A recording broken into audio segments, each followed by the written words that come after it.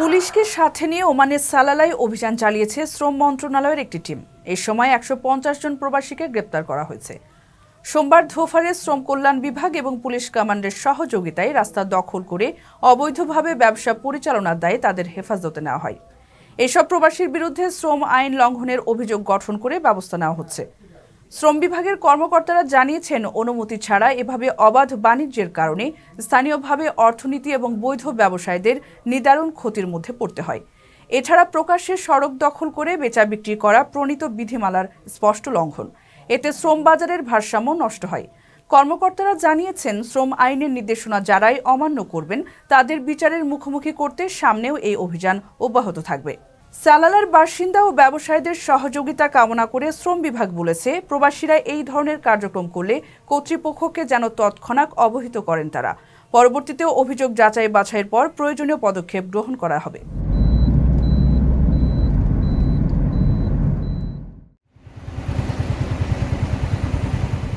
ঢাকার হযরত শাহজালাল আন্তর্জাতিক বিমানবন্দরে যাত্রী সেবার মান বেড়েছে বলে প্রতিক্রিয়া জানিয়েছেন যাত্রীরা। গত 2 সপ্তাহে দেশের প্রধান এই বিমানবন্দরের ইতিবাচক পরিবর্তন নিয়ে মানুষকে ফেসবুকে প্রশংসা করে পোস্ট দিতে দেখা গেছে। ফ্লাইট থেকে নামার পর দ্রুতই পেয়ে যাচ্ছেন লাগেজ। প্রবাসীরা বলছেন, আগে লাগেজ পেতে ও ইমিগ্রেশন শেষ করতে দীর্ঘ সময় অপেক্ষা করতে হতো, কিন্তু বর্তমানে পরিস্থিতি বদলেছে। ইমিগ্রেশন বিভাগ ও বিমানবন্দরের অন্য কর্মকর্তাদের ব্যবহারে পরিবর্তন এসেছে। বিমানবন্দরে এই নাটকীয় পরিবর্তন দেখে সন্তুষ্ট তারা। বিমানবন্দরের নির্বাহী পরিচালক গ্রুপ ক্যাপ্টেন কামরুল ইসলাম বলেন, যাত্রীরা যাতে স্বাচ্ছন্দ্যে তাদের লাগেজ পান সেই বিষয়টি নিশ্চিতের সর্বোচ্চ চেষ্টা চলছে। বিমানবন্দরের সব কর্মী এখন দিনভর ব্যাগেজ হ্যান্ডেলিং সেবার মান উন্নয়নে কাজ করে যাচ্ছেন। তিনি আরও বলেন, বিমানবন্দরের সেবায় প্রায় সব যাত্রী সন্তুষ্ট। এখন শাহজালালের 3য় টার্মিনাল চালু হলে বিশ্বমানের সেবা পাবেন যাত্রীরা। বেবিচক চেয়ারম্যান মোহাম্মদ মঞ্জুর কবির ভূঁইয়া বলেন, বিমানবন্দরে কর্মরত সব সংস্থার লোকেরা যাতে যাত্রীদের সঙ্গে সর্বোচ্চ ভালো ব্যবহার করে এমন নির্দেশনা দেওয়া হয়েছে। এক্ষেত্রে প্রবাসীদের স্যার বা ম্যাডাম বলতেও বলা হয়েছে।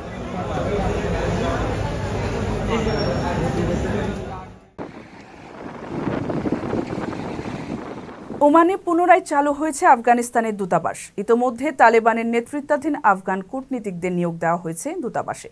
গত রবিবার থেকে আনুষ্ঠানিকভাবে এর কার্যক্রম চালু হয়। আফগানিস্তানের পররাষ্ট্র মন্ত্রণালয়ের ডেপুটি মুখপাত্র হাফিজ জিয়া আহমেদ তাকাল বিষয়টি নিশ্চিত করে জানিয়েছেন, এই পদক্ষেপটি কাবুল ও মাস্কাট উভয়ের মধ্যে ধর্মীয়, সামাজিক ও অর্থনৈতিকভাবে উল্লেখযোগ্য ভূমিকা পালন করবে। তথ্য অনুযায়ী ইমারাতে ইসলামিয়া আফগানিস্তানের প্রায় 38টি দূতাবাস ও কনসুলেট পৃথিবীর বিভিন্ন দেশে বর্তমানে চালু রয়েছে। মাস্কাটে তাদের কার্যক্রম পুনরায় শুরু করতে সহযোগিতা করায় ওমানের পররাষ্ট্র মন্ত্রণালয়ের প্রতি কৃতজ্ঞতা জানিয়েছে আফগান সরকার।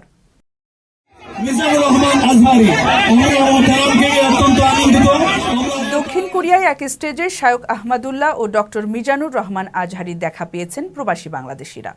পুছং সিটির দেজেন ইউনিভার্সিটি স্টেডিয়ামে রোববারের এই ইসলামিক কনফারেন্স ছিল প্রবাসী বাংলাদেশিদের মিলন মেলা। জনপ্রিয় 2 ইসলামী ব্যক্তিত্বকে দেখতে দক্ষিণ কোরিয়ার বিভিন্ন প্রান্ত থেকে প্রায় 7,000 প্রবাসী বাংলাদেশি সমবেত হন। শায়ক আহমদুল্লাহ তার বক্তব্যে প্রবাসীদের বাংলাদেশ ও মুসলিমদের সুনাম ধরে রাখার জন্য সজাগ থাকার পরামর্শ দেন। পাশাপাশি উপস্থিত দর্শকদের নানা প্রশ্নের উত্তরও দেন শায়ক আহমদুল্লাহ। আর রাসূলুল্লাহ সাল্লাল্লাহু আলাইহি সাল্লামের আচরণ নিয়ে আলোকপাত করে সবাইকে সুন্দর আচরণের অধিকারী হতে উদ্বুদ্ধ করেন ডক্টর আজহারি। ধারণা করা হচ্ছে, দক্ষিণ কোরিয়ার প্রবাসী বাংলাদেশিদের এটি সবচেয়ে বড় জমায়েত। কনফারেন্সে স্থানীয় মসজিদের ইমাম ছাড়াও প্রবাসী কমিউনিটির নেতাকর্মী এবং ব্যবসায়ীরা উপস্থিত ছিলেন। আপনারা যদি এবার সুন্দর সুশৃঙ্খলভাবে প্রোগ্রামটিকে বাস্তবায়ন করেন, আগামী বছর আবারও এই প্রোগ্রামকে আরো সুন্দরভাবে সুসম্পন্ন করার হয়তো সুযোগ তৈরি হবে।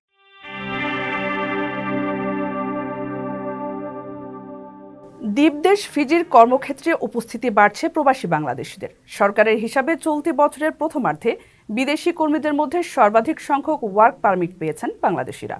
শনিবার স্থানীয় গণমাধ্যম ফিজি টাইমসে প্রকাশিত প্রতিবেদনে বলা হয়, জানুয়ারি থেকে জুলাইয়ের মধ্যে ওয়ার্ক পারমিট ইস্যু করা বিদেশিদের তালিকায় বাংলাদেশিরা শীর্ষে আছেন। দেশটির স্বরাষ্ট্রমন্ত্রীও দেশটির সংসদে একই তথ্য জানিয়েছেন।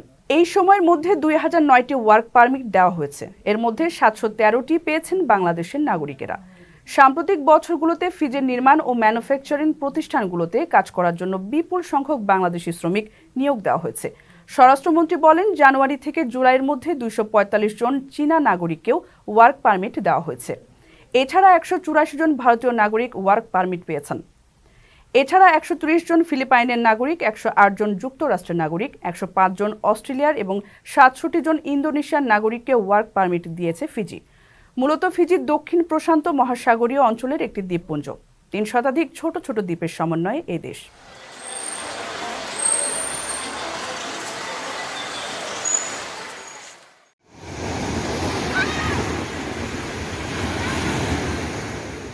দক্ষিণ কোরিয়ার বুসানে হিউন্দে সমুদ্র সৈকতে গোসল করতে গিয়ে 2 বাংলাদেশি সহ 4 জনের মৃত্যু হয়েছে। সোমবার স্থানীয় সময় দুপুর 2টার দিকে এ দুর্ঘটনা ঘটে। প্রাণ হারানো বাংলাদেশিরা হলেন সাকিবুর রহমান সঞ্জীব ও সৈকত হাসান শান্ত। অন্য 2 জন পাকিস্তান এবং লাওসের নাগরিক। জানা যায়, নবান্ন উৎসব উপলক্ষে টানা কিছুদিন বন্ধ থাকার কারণে কয়েকজন বন্ধুর সাথে কোরিয়ার জনপ্রিয় সমুদ্র সৈকত হিউন্দ বিচে ঘুরতে যান বাংলাদেশি সাকিবুর রহমান সঞ্জীব ও সৈকত হাসান শান্ত। বন্ধুদের সঙ্গে গোসল করতে নামেন তারাও। দুজনেই সাগরের তীব্র ঢেউর কারণে ভেসে অনেক দূরে চলে যান। পরে জরুরি সহায়তায় 119 নম্বরে ফোন করা হলে কিছুক্ষণের মধ্যে উদ্ধারকারী দল তাদের সমুদ্র থেকে তুলে নিয়ে আসে। কিন্তু ঘটনাস্থলেই মারা যান সঞ্জীব।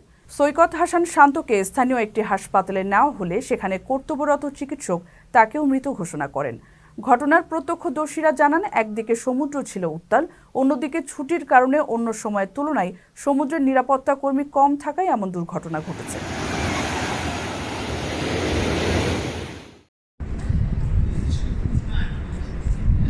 কর্মকর্তাদের উদাসীনতা ও স্বেচ্ছাচারিতায় দূতাবাসে ভোগান্তির সম্মুখীন হচ্ছেন প্রবাসীরা।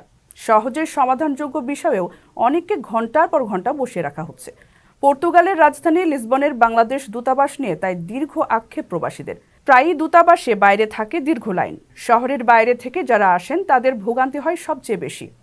বাংলাদেশের একটি গণমাধ্যমকে প্রবাসীরা জানাচ্ছেন, সাধারণত 9টায় দূতাবাসের কাউন্সিলর সেবা কার্যক্রম শুরু হলে দায়িত্বে থাকা কাউন্সিলর দূতাবাসে ঢুকেন 10টার দিকে। সেবা প্রত্যাশীরা অভিযোগ করেছেন, একমাত্র ওয়েটিং রুমটিও বন্ধ রাখা হচ্ছে। তাই রোদে দাঁড়িয়েই ঘন্টার পর ঘন্টা অপেক্ষা করতে হয় প্রবাসীদের।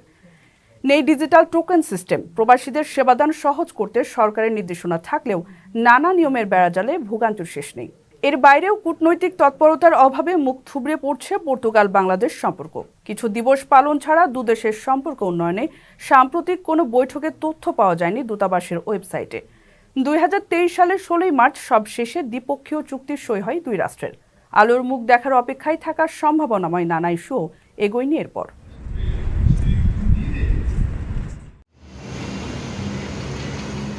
সৌদিতে প্রবাসী বাংলাদেশিদের জন্য ই-পাসপোর্ট সেবা কার্যক্রম উদ্বোধন করা হয়েছে। শুক্রবার রিয়াদের বাংলাদেশ দূতাবাসে আনুষ্ঠানিকভাবে ই-পাসপোর্ট সেবা কার্যক্রম উদ্বোধন করা হয়। অনুষ্ঠানে বিভিন্ন শ্রেণী পেশার বিপুল সংখ্যক প্রবাসী বাংলাদেশিদের পাশাপাশি ঢাকা থেকে আসা ই-পাসপোর্ট প্রকল্পের কর্মকর্তারা উপস্থিত ছিলেন। উদ্বোধনী অনুষ্ঠানে ই-পাসপোর্ট আবেদনের প্রক্রিয়া সম্পর্কে উপস্থিত প্রবাসী বাংলাদেশিদের সম্যক ধারণা দেওয়া হয়। জানানো হয়, আবেদনকারীরা 5 বছর বা 10 বছর মেয়াদের জন্য আবেদন করতে পারবেন। আবেদন পাওয়ার 1 মাসের মধ্যে ই-পাসপোর্ট সরবরাহ করা হবে।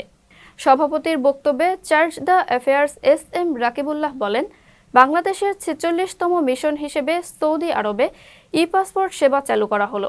তিনি জানান, ই-পাসপোর্ট সেবার জন্য দূতাবাসে 20টি বুথ স্থাপন করা হয়েছে। এছাড়া দূতাবাস বিভিন্ন শহরে কনসুলার পরিষেবা প্রদানের সময় ই-পাসপোর্টের আবেদন গ্রহণ করা হবে।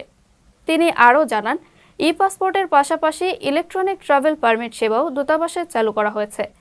এছাড়া ই-পাসপোর্ট সম্পর্কে কোনো জিজ্ঞাসা থাকলে দূতাবাসের টোল ফ্রি নাম্বারে ফোন করে অথবা দূতাবাসের সংশ্লিষ্ট শাখায় সরাসরি যোগাযোগ করে উত্তর জানা যাবে।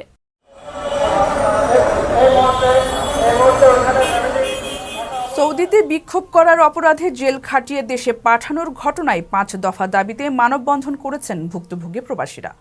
মঙ্গলবার জাতীয় প্রেস ক্লাবের সামনে সৌদি ফেরত প্রবাসীদের ব্যানারে এ মানববন্ধন অনুষ্ঠিত হয়। প্রবাসীরা বলেন, জুলাই মাসে ছাত্র জনতার উপর স্বৈরাচারের হত্যাযজ্ঞ দেখে বিক্ষোভ কর্মসূচিতে অংশ নিয়েছিলেন তারা। এতে সে দেশের আইন শৃঙ্খলা বাহিনীর রোষানলে পড়ে বিপুল সংখ্যক প্রবাসী মামলা ও নিষেধাজ্ঞার মুখোমুখি হন।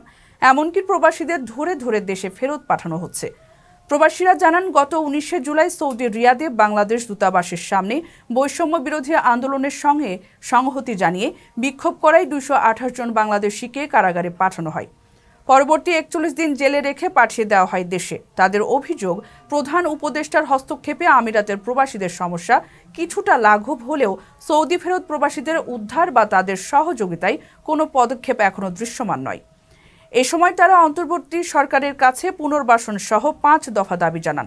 দাবিগুলো হলো সৌদি সরকারের করা মামলা ও সংশ্লিষ্টদের বিরুদ্ধে নিষেধাজ্ঞা প্রত্যাহার করানো, সরকারি খরচে সৌদিতে পুনরায় পাঠানো অথবা অন্য দেশে পাঠানোর পদক্ষেপ নেওয়া, প্রবাসীদের এককালীন নগদ সহায়তা দেওয়া, ক্ষতিগ্রস্ত প্রবাসীদের জন্য বিদেশে কর্মসংস্থানের সুযোগ সৃষ্টি না করা পর্যন্ত দেশে কর্মসংস্থানের তড়িৎ পদক্ষেপ নেওয়া, সাথে সৌদি আরব সহ বিভিন্ন দেশের দূতাবাসগুলোতে প্রবাসী বান্ধব কর্মকর্তা কর্মচারী নিয়োগ দেওয়ারও দাবি জানানো হয়। বিভিন্ন দেশে দূতাবাসগুলোতে প্রবাসী বান্ধব কর্মকর্তা কর্মচারী নিয়োগ প্রদান করা। আপনারা কি কারো কাছে স্বপ্ন পূরণ, কারো আনন্দের উপলক্ষ, আবার কারো জীবন পাল্টে দেওয়ার মুহূর্ত, কখনো জীবন বাঁচাতে সর্বোচ্চ গতিতে উড়ে চলা, কারো আবেগের শেষ মুহূর্ত, আপনজনের শেষ বিদায়ে শামিল হওয়া। এমন সব ইচ্ছে পূরণে সর্বনিম্ন ভাড়ায় দ্রুতগতির বাহন প্রবাসীর হেলিকপ্টার। আপনার প্রয়োজনে যোগাযোগ করুন আমাদের হটলাইনে।